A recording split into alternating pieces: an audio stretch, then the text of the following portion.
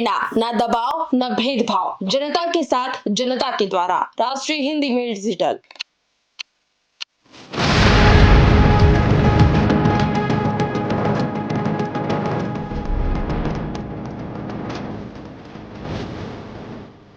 शराब की लाइसेंसी दुकानों के सामने भीड़, भारी डिस्काउंट के पोस्टर और दुकानदारों के चेहरे पर कहीं मायूसी तो कहीं खुशी।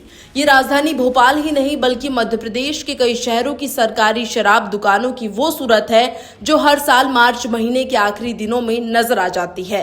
आज 31 मार्च है, यानी सरकारी वित्त वर्ष का आखिरी दिन। कल से नया वित्त वर्ष शुरू होगा, यानी जो शराब दुकान आज अभी तक मौजूद है उनका वजूद आज रात 12 बजे खत्म हो जाएगा। आलम यह है कि भोपाल की ही 82 सरकारी शराब दुकानों में से कई दुकानों के अभी तक टेंडर नहीं हो सके हैं। वजह यह है कि सरकार ने 20% राजस्व अधिक कमाने के लिए इन दुकानों का बेस प्राइस भी बढ़ा दिया है।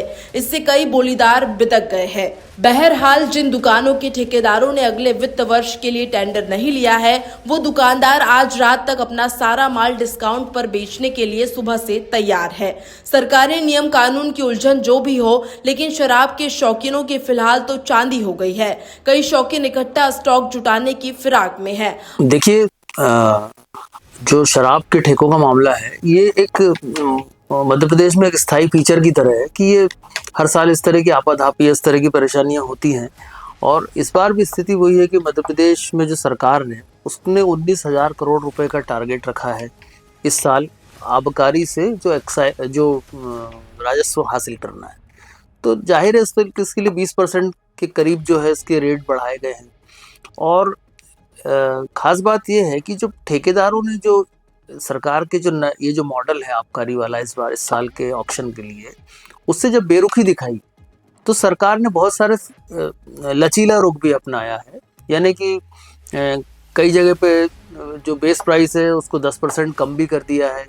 जो ग्रुप वाली बात थी, अब सिंगल शॉप के भी ऑक्शन के लिए बात कर रहे हैं। लेकिन उसके बाद भी अभी मध्य प्रदेश में सारी जगह पर जो है शराब के जो ठेके हैं वो हो नहीं पाए हैं। तो और अगर भोपाल का देखें तो भोपाल में भी ये स्थिति है। तो ये जो चीज़ें हैं, ये एक तो सरकार ने कोशिश की कि ठेकेदारों की जो जुगलबंदियां हैं, ठेकेदारों की जो गिरोह गुटबंदियां हैं, इसको तोड़ा जाए। तो उसमें भी सरकार को बहुत ज़्यादा मुझे नहीं लगता कि अभी तक बहुत अच्छा प्रतिसाद मिला है, क्योंकि कई दुकानें अभी तक ऑक्शन पे नहीं हुई हैं। तो अब मुझे ये हो सकता है कि आज भी सरकार पूरी कोशिश कर रही है, आबकारी विभाग कोशिश कर रहा है। अभी तो डेडलाइन बाकी है, आज रात तक, कल तक भी हो सकता है कुछ ठेके हो जाए। लेकिन शराब के मामले में जो है या इस तरह की जो चीज़ें हैं, इसमें मुझे लगता है कि सरकार को और चिंतन और मनन भी करना पड़ेगा। और जब शराब के ठेकेदार जब सरकार पे दबाव बनाने लगे, कई बार सरकार राजस्व का दबाव ठेकेदारों पे बनाती है जो एक नंबर के होते हैं, बाकी चीजें शराब के ठेके के साथ साथ जो अलग चीजें चलती वो नहीं, जो राजस्व का सरकार दबाव बनाती है इसको बढ़ाया जाए। तो ठेकेदार भी एक तरह से सिंडिकेट बनाकर सरकार पर प्रेशर बनाते हैं कि वो बोली नहीं लगाते हैं।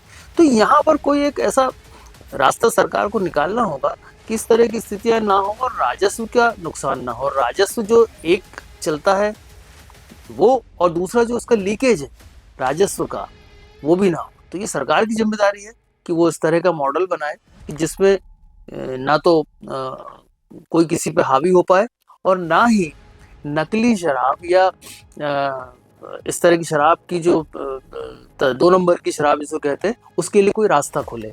तो ये प्लान सरकार को मुझे लगता है बनाना चाहिए। अभी बड़ा सवाल ये है कि जिन इलाकों की शराब दुकानों के ठेके यदि आज रात तक भी नहीं हुए तो कल इन दुकानों का क्या होगा? उस इलाके की दुकान बंद रहेगी या फिर किसी सरकारी कर्मचारियों के जरिए चलवाई जाएगी?